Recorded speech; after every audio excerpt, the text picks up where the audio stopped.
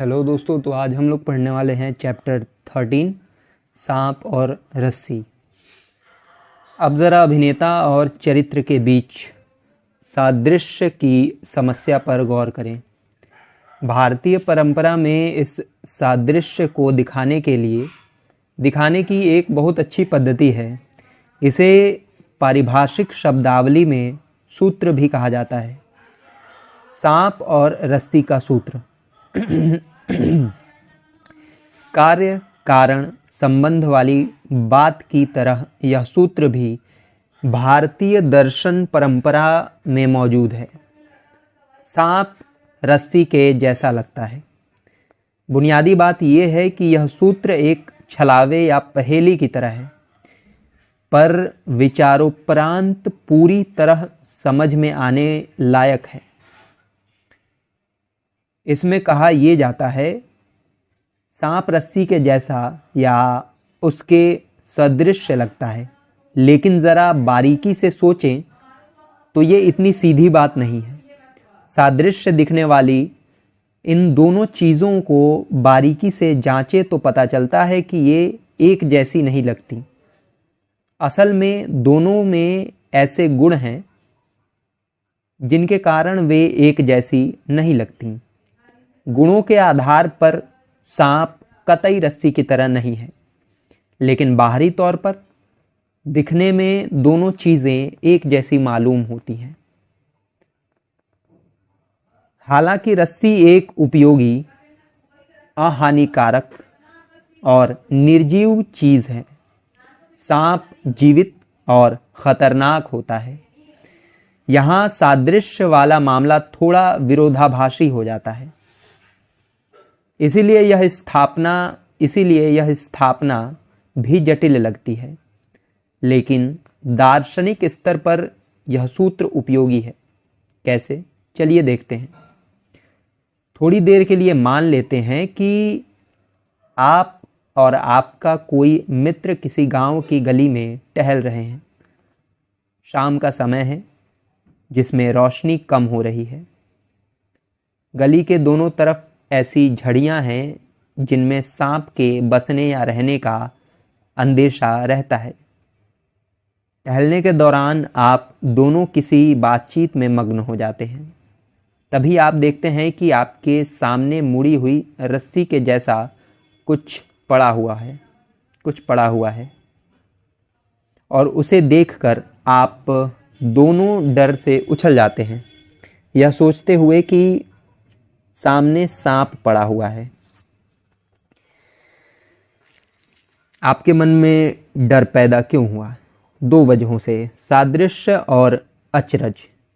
यदि आपको रास्ते पर रस्सी पड़ी होने के बारे में पूर्व अवचेतना होती तो क्या आपका यही व्यवहार होता? बिल्कुल नहीं। दो वजहों से आप दोनों उछलते हैं, आश्चर्य का बोध और सादृश्य। भारतीय नाट्य शास्त्री इन दोनों तत्वों के संयोग को अभिनय के लिए ज़रूरी मानते हैं। यदि इन दोनों तत्वों का समावेश या मिलन हो जाए तो दर्शक को कुछ देर के लिए ही सही यह विश्वास हो जाता है कि अभिनेता चरित्र ही है। इस सब का सार तत्व यह है कि अभिनेता को अपने को उस चरित्र के सदृश तैयार या विकसित करना होगा, यानी उसके जैसा लगना होगा जिसे वो मंच पर निभा रहा है। और अदाकारी के दौरान अभिनेता को भी चाहिए कि वो दर्शक को आश्चर्य के भाव से भर दे। आश्चर्यचकित कौन होता है? यह अपने में रोचक है कि भारतीय और पश्चिमी प्रणालियां अभिनय संबंधी समस्या की पहचान सही और समान रूप से करते हुए भी अलग दृष्टिकोण अपनाती हैं। यहाँ पश्चिमी प्रणाली कहती है कि विश्वास करो, वहीं भारतीय प्रणाली कहती है कि कल्पना करो। आश्चर्य वाले मसले पर भी दोनों के दृष्टिकोण अलग हैं। स्टैनिस्लैवस्की अभिनेता को सलाह देते हैं कि एक्शन का पूर्वानुमान मत करो। वो चाहता है कि अभिनेता मुड़ी हुई रस्सी को देखकर आश्चर्य से भर जाए, लेकिन भारतीय पद्धति कहती है कि अभिनेता को पहले से सचेत कर दिया जाता है ताकि रस्सी को देखना और आश्चर्य से भरना दोनों अभिनेता के कौशल को दिखाए, न कि उसके विश्वास वाले भाव को। भारतीय पद्धति के मुताबिक दर्शक को आश्चर्यचकित होना चाहिए।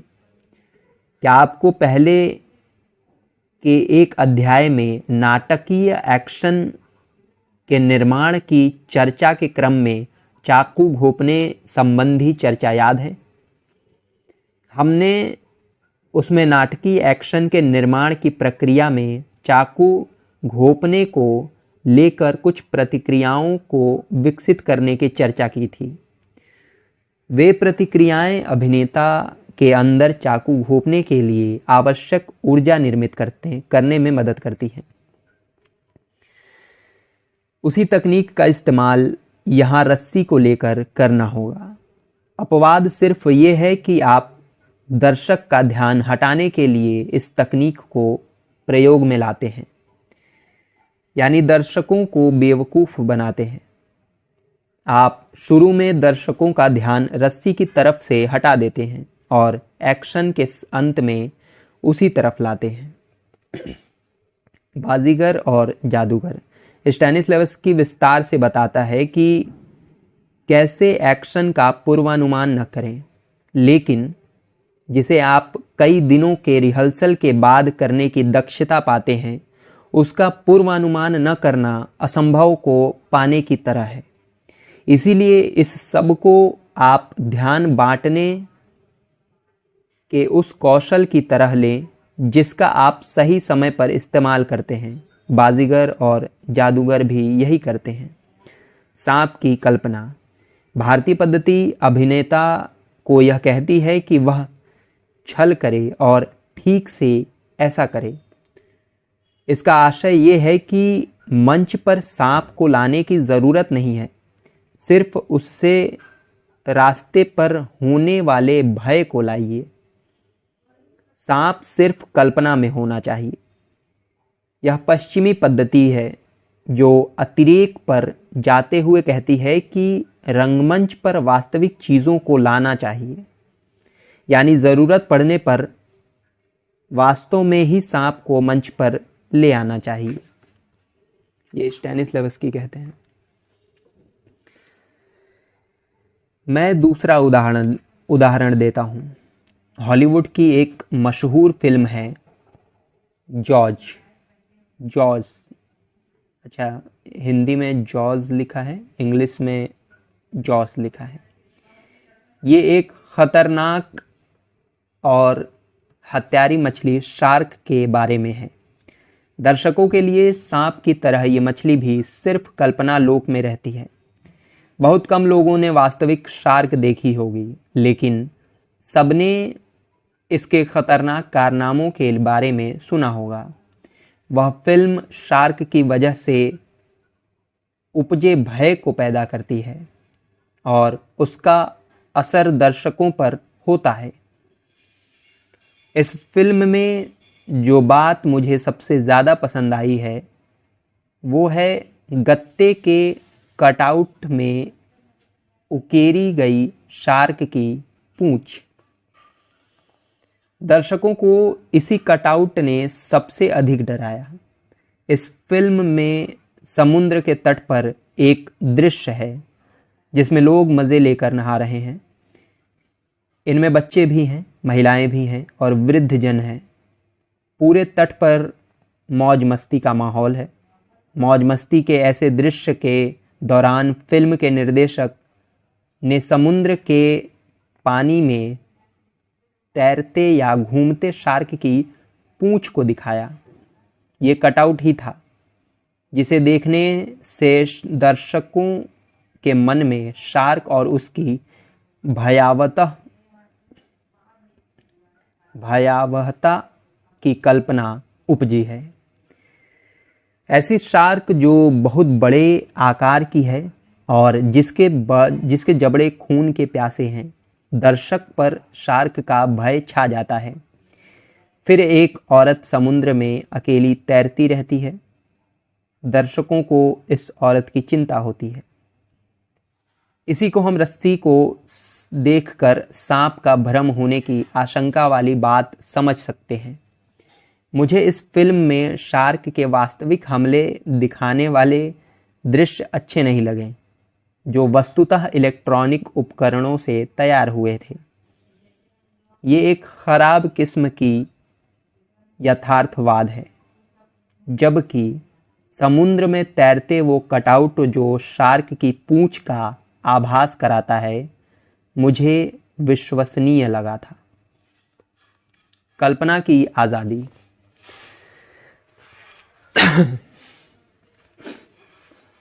सांप और रस्सी वाला सूत्र अपने में खास अहमियत रखता है। नाटक में सांप का चरित्र पूरी तरह से काल्पनिक है। यह विचार का एक महत्वपूर्ण बिंदु है। यह सूत्र ये कहता है कि चूंकि किसी ने सांप को देखा नहीं है, इसीलिए आपको इसके बारे में कल्पना करने की आज़ादी है। उस तरह की कल्पना जो नाटक में सांप के और आपके चरित्र से मेल खाती है। जैसे जॉस फिल्म के निर्देशक ने गत्ते में शार्क की पूंछ दिखाने वाला कटआउट दिखाकर आपकी कल्पना की आज़ादी की खासियत दिखाई। भारतीय पद्धति यही सृजनात्मकता, स्वतंत्रता अभिनेता को मुहैया कराती है। अब प्रश्न है कि चरित्र के उन पक्षों से कैसे निपटा जाए जो आपके यानी अभिनेता के व्यक्तित्व से मेल नहीं खाते। तो इसका जवाब है कि आप उनको छिपा लें। मैं इसे ज़रा विस्तार से बताता हूँ। सामने दिख रही रस्सी गोलाकार की तरह पड़ी होती है। सांप भी ऐसा ही दिखता है, इसीलिए गोलाकार वाले पहलू को उपयोग में लाएं। लेकिन रस्सी तो मुड़ी हुई है, मुड़ी हुई भी हो सकती है। हालांकि सांप ऐसा नहीं होता, इसीलिए इस मुड़ेपन को दरकिनार कर दीजिए।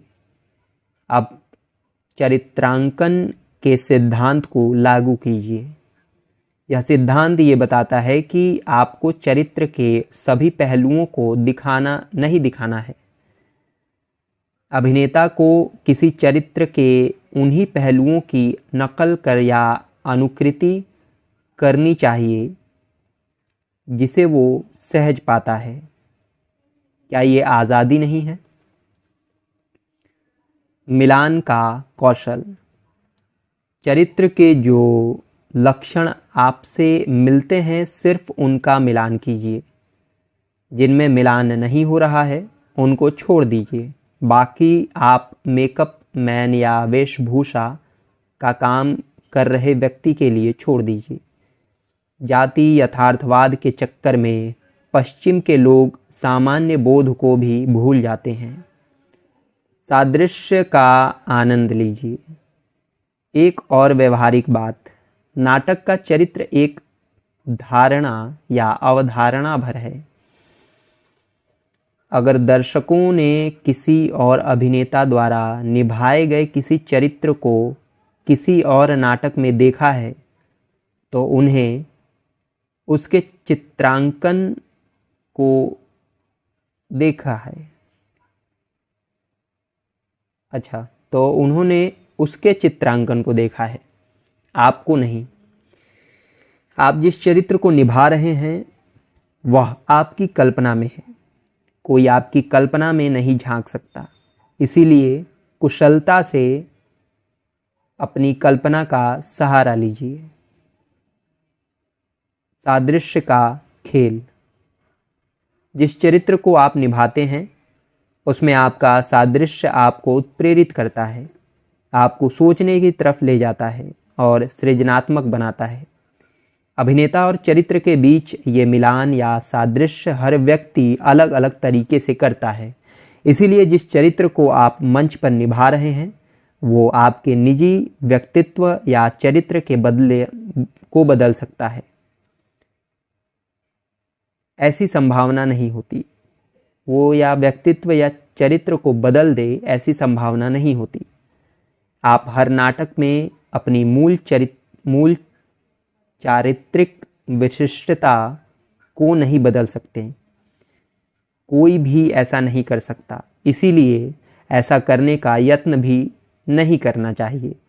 एक बार जब चरित्र के सादृश्य के कुछ तत्वों को अपना लेते हैं तो उसके बाद दूसरी समस्या आती है सादृश्य को और बढ़ाने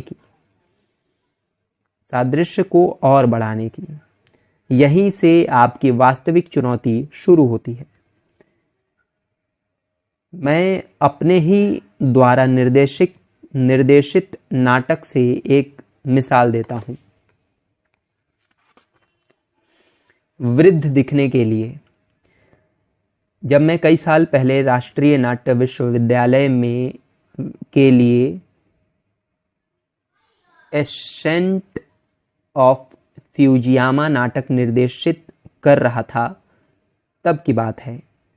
इसमें एक अध्यापिका का चरित्र है जिसकी उम्र 65 साल के करीब है। चूंकि ये एक छात्र प्रस्तुति थी, इसीलिए इसमें सारे कलाकार 20-25 साल के थे। जिस छात्र को इस नाटक में अध्यापिका की भूमिका दी गई वह बहुत कम उम्र की थी, इसीलिए उम्र वाले पहलू को लेकर कुछ चिंतित थी। वो वृद्धा लगने और दिखने की पूरी कोशिश कर रही थी, लेकिन ये सब करना कठिन हो रहा था। मैंने उससे बात की, उससे कहा कि वृद्धा लगने को लेकर ज़्यादा चिंतित मत हो और इस चरित्र के दूसरे पक्षों के चित्रांकन पर ध्यान दो। लेकिन सर, अच्छा ये संवाद अब बोल रहे हैं एक दूसरे से। लेकिन सर, अध्यापिका तो वृद्धा है, उसने कहा। हाँ, वो वृद्धा है। इससे क्या? मैंने पूछा। मैं बहुत कम उम्र की हूँ, उसने कहा। कम उम्र की बनी रहो, लेकिन क्या तुमको उस चरित्र में कोई ऐसा अन्य पक्ष नहीं दिखता जो किसी अध्यापिका से मिलता जुलता हो और तुम्हें प्रेरित करता हो? क्या तुम सिर्फ उसकी उम्र पर ही ध्यान नहीं दे रही हो? वह कुछ उलझन में दिखी। फिर मैंने उसे समझाया, लेखक ने साफ लिखा है कि अध्यापिका वृद्धा है। यह बात दर्शकों को मालूम है, इसीलिए वे यह स्वीकार करके चलेंगे कि अध्यापिका अधिक उम्र की है। बाकी काम अपने मेकअप वाले अध्यापक या मेकअप मैन पर छोड़ दो। वो तुम्हें अच्छी दिखने वाली वृद्धा की तरह बना देंगे। मैंने उससे कहा कि मेरे ऊपर भरोसा करो और उस चरित्र के बाकी पक्षों पर ध्यान दो। मैं यहाँ ये कहने की कोशिश कर रहा हूँ कि थिएटर या रंगमंच में चरित्र के सभी पक्षों को अपने भीतर नहीं बिठा या बसा लेना चाहिए। अपने भीतर सिर्फ उन्हीं चीज़ों या पहलुओं को बिठाइए जिनको आप साध सकें। बाकी के काम दूसरों को करने दें। मतलब मेकअप, वेशभूषा और खुद नाटक की कहानी भी बहुत कुछ कहती है। रंगमंच अभिनेता को अद्भुत लचीलापन मुहैया कराता है।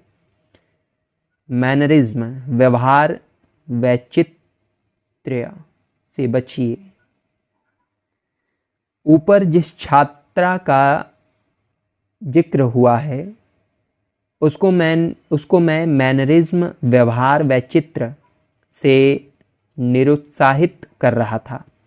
वो मैनरिज्म के जाल में फंसने जा रही थी। वो झुककर चलने की नकल करने जा रही थी, अपनी आवाज़ में कंपन पैदा करने का यत्न कर रही थी, अपने शरीर को बेहद कमज़ोर दिखाना चाहती थी। पर यह सब न करते हुए भी वो अंत में अपनी भूमिका को बेहतर ढंग से निभाने में सफल रही। एक और उदाहरण मैक्सिम गोर्की का एक नाटक है लोअर थेफ्ट। उसे किसी और निर्देशक ने निर्देशित किया था। उसमें एक महिला की भूमिका है जिसे टीबी हो गई है और बीच नाटक में उसकी मृत्यु हो जाती है। जिस अभिनेत्री ने उस भूमिका को निभाई थी, जिस अभिनेत्री ने यह भूमिका निभाई थी, उसने कड़ी मेहनत की थी। शो ख़त्म होने के बाद उसने मुझसे पूछा कि उसका अभिनय कैसा लगा। मैंने उसके अभिनय के उस पक्ष को सराहा जो अच्छा था, लेकिन यह करने के बाद मैंने उससे पूछा तुम लगातार खांस क्यों रही थी? उसे इस सवाल पर विस्मय हुआ, पर उसने जवाब दिया कि चूंकि महिला को टीबी है इसीलिए ऐसा किया। तुम्हें ऐसा नहीं लगा कि इससे दर्शक को चिढ़ होगी? मैंने पूछा। लेकिन मैं उस बीमारी का क्या करती? उसने पूछा। तुमने स्टेज पर बीमारी दिखाने के अलावा कई काम किए। तुमने कई संवाद बोले और साथ ही कलाकारों से बतियाती रही। क्या ये सब नहीं किया? मैंने फिर पूछा। हाँ, लेकिन इस बार उसके स्वर में लड़खड़ाहट थी। फिर मैंने उसे समझाया, दर्शक जानता है कि तुम्हें टीबी है। तुम एक दो बार खांसती तो यह टीबी की बीमारी को स्थापित कर देता, लेकिन तुम तो उसी बीमारी तक रुकी रही। वो मेरी बात समझ गई थी। बाद में शो में उसकी अदाकारी में काफ़ी सुधार हुआ। मैं आशा करता हूँ कि मैंने उसे अपनी बात ठीक से समझा दी है। अभिनय में अतिरिक्त साहसिकता अभिनेता को किसी नामुमकिन को पाने का प्रयास नहीं करना चाहिए। चाहे टीबी की बीमारी हो, वृद्धावस्था, उनका सिर्फ संकेत किया जा सकता है। वे कभी आपके जीवन का अंग नहीं बन सकते। अभिनेताओं को मात्र मुमकिन को साधने की कोशिश करनी चाहिए। जो मुमकिन है उसे खूबसूरती और परिष्कृत तरीके से पेश करना चाहिए। अति साहसिकता का नतीजा खराब अभिनय होता है। मैंने मंच पर अति साहसिकता के कई कारनामे देखे हैं। ये सब मंच पर जो अब तक नहीं हो पाया, उसे करने की अजीबोगरीब आकांक्षाएं और थिएटर में आपके पहले कई अभिनेता जो कर चुके हैं उसके अलावा कुछ करने को नहीं है। एक बार मैंने एक अभिनेत्री को देखा जो मंच पर वैश्या का अभिनय कर रही थी। उसने ऐसा करते हुए, बोल्डनेस का प्रदर्शन करते हुए अपने लगभग सारे कपड़े उतार दिए, लेकिन इससे सिर्फ दर्शक का ध्यान भटका और उन्होंने अपने को झोंपा हुआ महसूस किया। इस दौरान उनको ये भी समझ में नहीं आया कि हॉल में किधर देखें। यहाँ प्रश्न ये है कि क्या आप कपड़े उतार फेंकना किसी वैश्या के आंतरिक चरित्र को दिखाता है? यहाँ जिस प्रसंग का जिक्र किया जा रहा है उसमें तो बिल्कुल नहीं। इसी तरह मैंने कुछ अभिनेताओं को देखा है कि सिर को घुटा लेते हैं, दाढ़ी बढ़ा लेते हैं और the hunchback of Notre Dame Victor Hugo के इसी नाम के उपन्यास पर बनी फिल्म के चरित्र की तरह चलते हैं। मुझे नहीं लगता कि यह सब अच्छा प्रभाव पैदा करता है।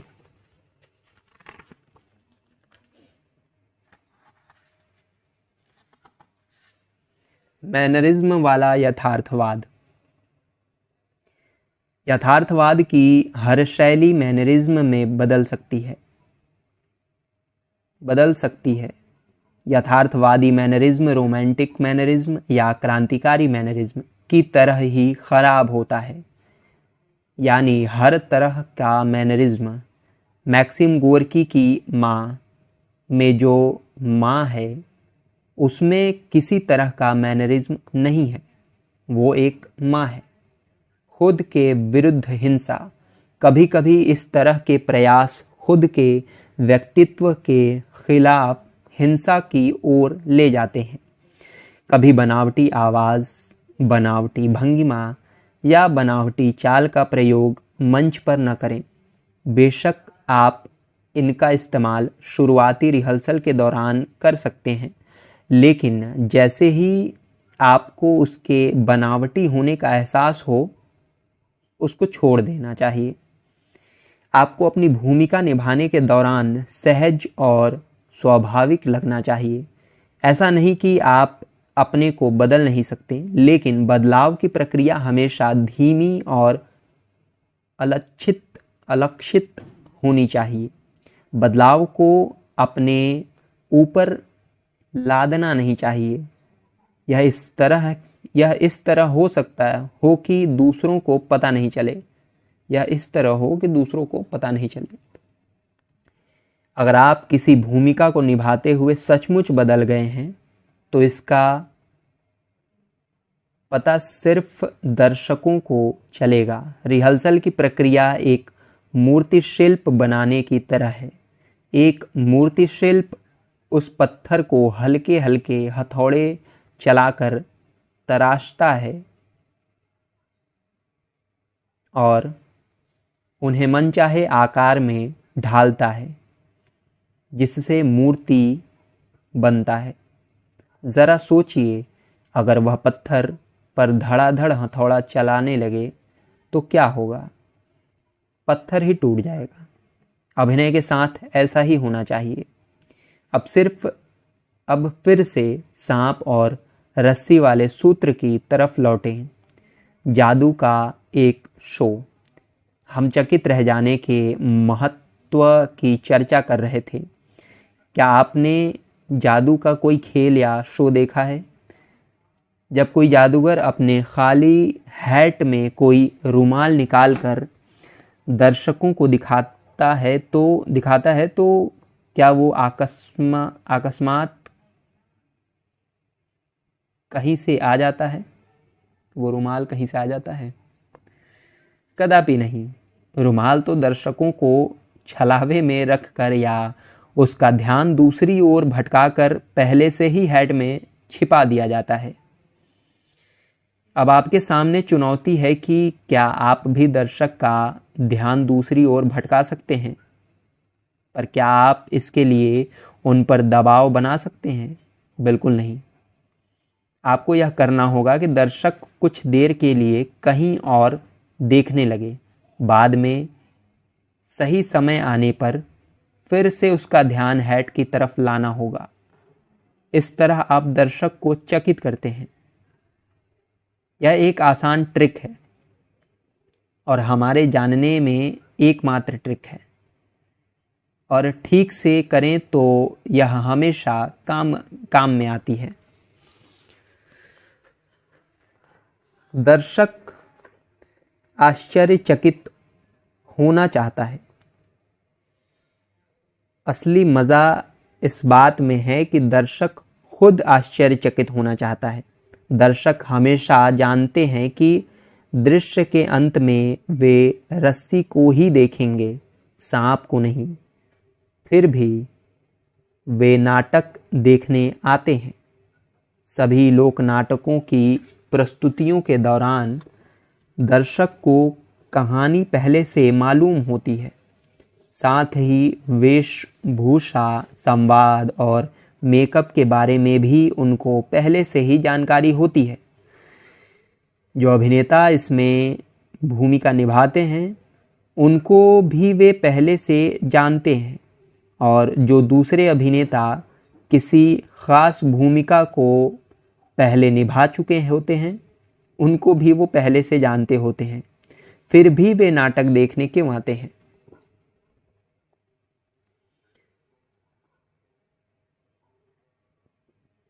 क्यों आते हैं?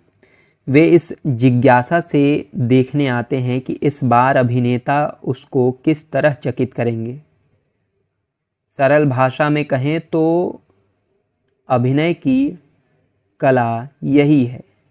दुर्भाग्य से कई समकालीन अभिनेता इस बात को नहीं समझते। वे अक्सर इस चक्कर में रहते हैं कि कोई एक ऐसा नया कारनामा कर दिया जाए जिसे पहले किसी और ने न किया हो। यह अपने में मूर्खतापूर्ण है। मंच पर कुछ भी नया नहीं होता। फिल्म में ये हो सकता है कि आप एवरेस्ट की पहाड़ी पर चढ़ जाएं और वहाँ शूटिंग कर लें, लेकिन रंगमंच में एवरेस्ट पर शूटिंग नहीं हो सकती। इसीलिए अभिनेताओं को हमेशा अपने कौशल को विकसित करने पर ध्यान देना चाहिए। लोग रंगमंच को इसकी सरलता की वजह से पसंद करते हैं।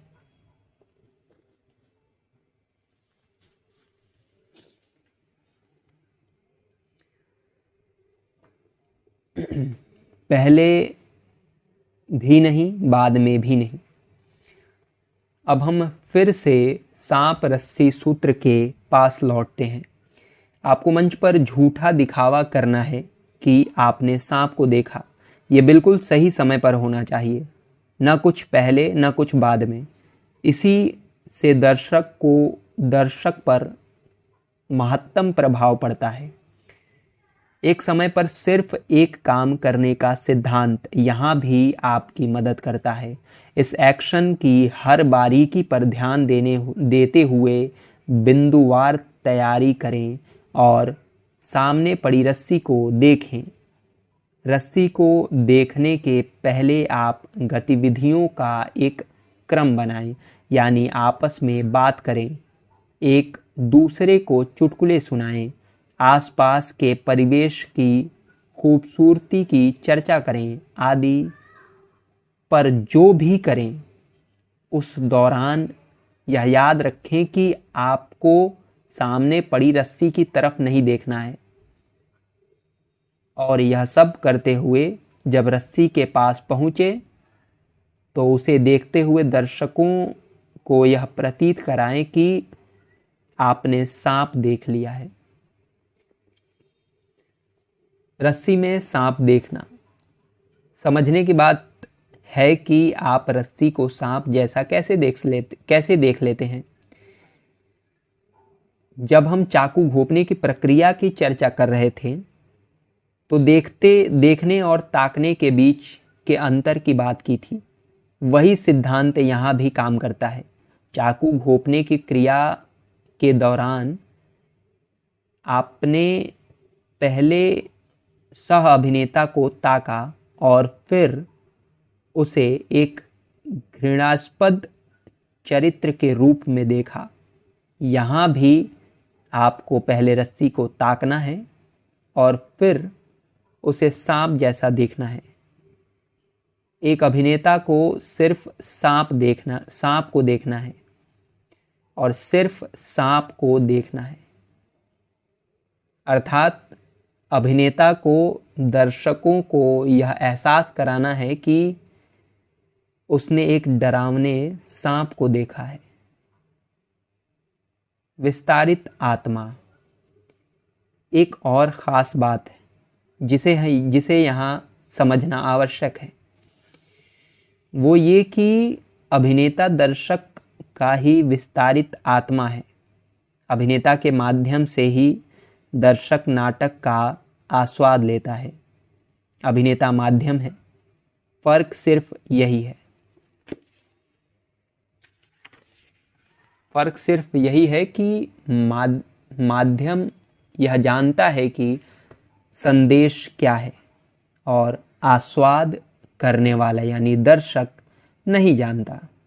दर्शक को चकित होता है और आखिरकार ऐसा क्यों न हो, दर्शक ने तो नाटक के लिए रिहर्सल किया ही नहीं, उसने तो मंच के एक हिस्से पर रस्सी तो रखी नहीं है जिसे सांप समझा जाना है।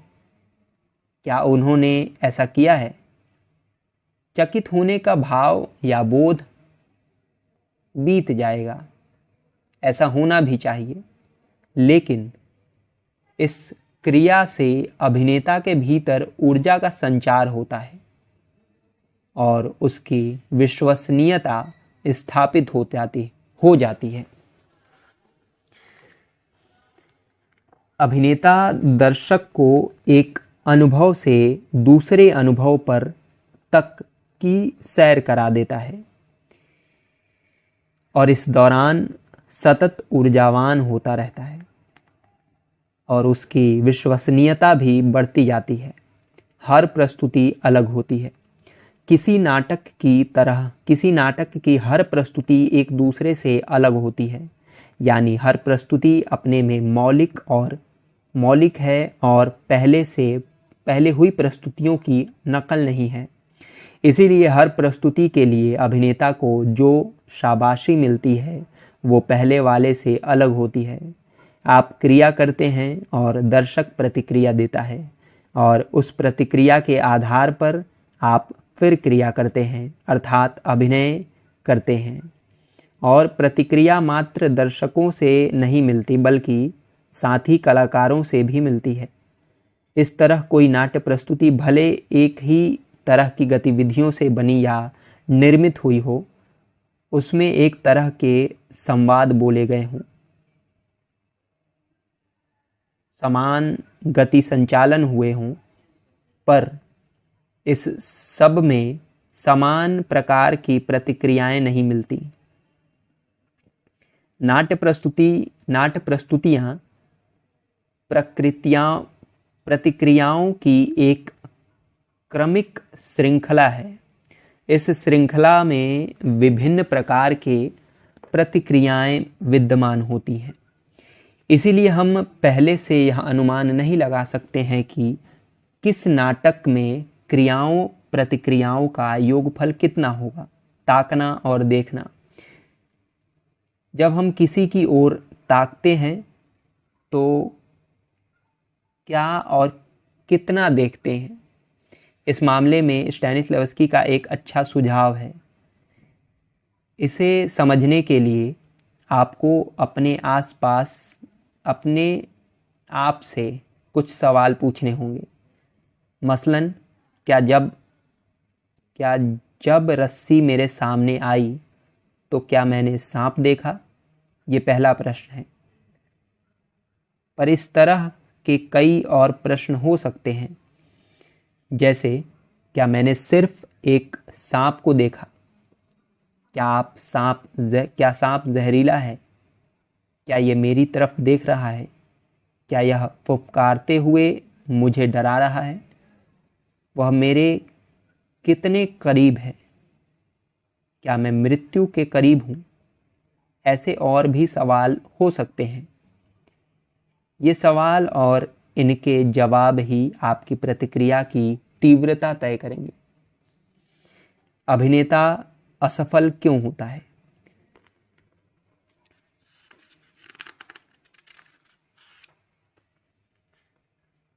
रंगमंच के अभिनेता अक्सर दर्शकों को छलने में असफल क्यों होते हैं? लोक अभिनेता अक्सर इसमें सफल रहते हैं। एक बार मैंने बच्चों के एक नाटक में 8 साल की बच्ची को गर्भवती महिला का किरदार निभाते देखा। उसके चलने का जो तरीका था उसने मुझे सबसे अधिक प्रभावित किया।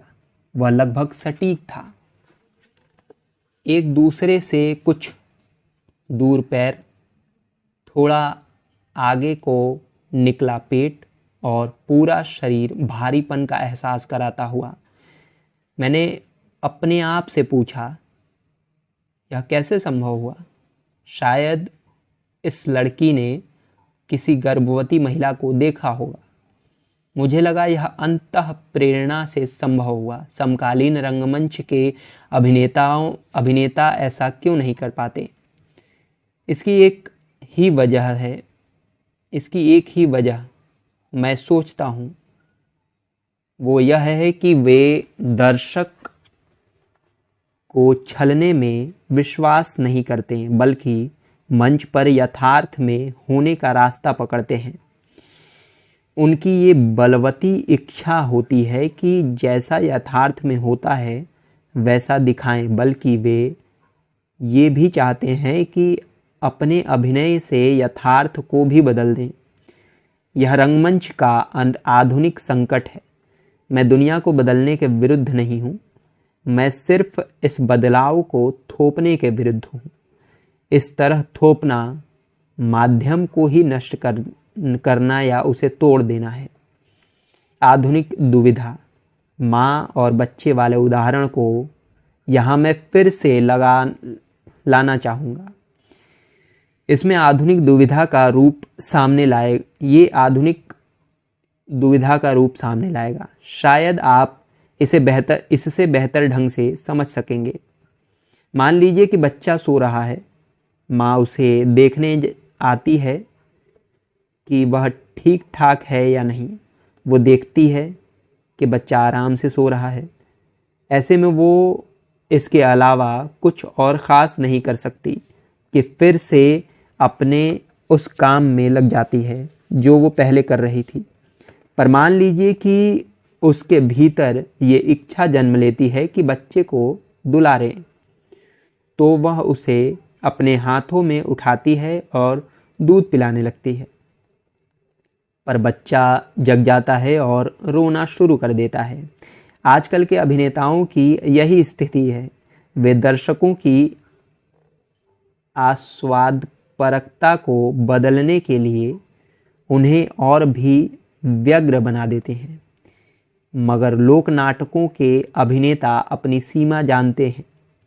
कह सकते हैं कि उसको बच्चे को यानी दर्शक को संभालना आता है। कॉमेडी और उलट पुलट। जब मैं सांप और रस्सी वाले दृश्य की आखिरी बार चर्चा करूंगा ताकि एक नई संभावना पैदा हो सके। मान लीजिए कि कोई सांप को भ्रमवश रस्सी समझ के उठा लेता है। फिर कॉमेडी में यही होता है। कॉमेडी में अभिनेता सांप को रस्सी समझ लेता है और इसके कारण दर्शक हंसने लगते हैं। मान लीजिए कि अगर कोई अभिनेता किसी शराबी की भूमिका अदा कर रहा है और रास्ते पर सांप देखता, बेशक वह वास्तविक सांप नहीं होगा क्योंकि ये सब नाटक में हो रहा है, किंतु शराबी की भूमिका में अभिनेता रस्सी को सांप समझ सकता है। इसीलिए मंच पर एक सांप की संभावना बनानी होगी। यहाँ ऐसा हो सकता है कि किसी पहले के दृश्य में दूसरे अभिनेता रस्सी को सांप समझ चुके हों और उन्हें उसे देखकर डर के मारे भाग चुके हों। अब आपका मंच पर प्रवेश हुआ एक शराबी की भूमिका में। आप देखते हैं कि सामने एक सांप है। आप दर्शकों को बताते हैं, देखिए सामने एक रस्सी पड़ी हुई है और शायद किसी राहगीर ने उसे यहाँ छोड़ दिया है। ये बहुत अच्छी रस्सी है और उसको बेल्ट की तरह अपने पैंट पर उसी तरह बांध सकता हूँ जैसे गणेश जी ने अपने बढ़ते हुए पेट पर उस समय बांधा था जब उन्होंने ज़रूरत से ज़्यादा खा लिया था। फिर आप उसे उठाते हैं, उसे अपने पेट पर बांधने की कोशिश करते हैं और जब आपको हकीकत का एहसास होता है तो डर के मारे उसे फेंक कर भागते हैं। अच्छा, यहाँ पर ये चैप्टर ख़त्म हो गया है, चैप्टर 13।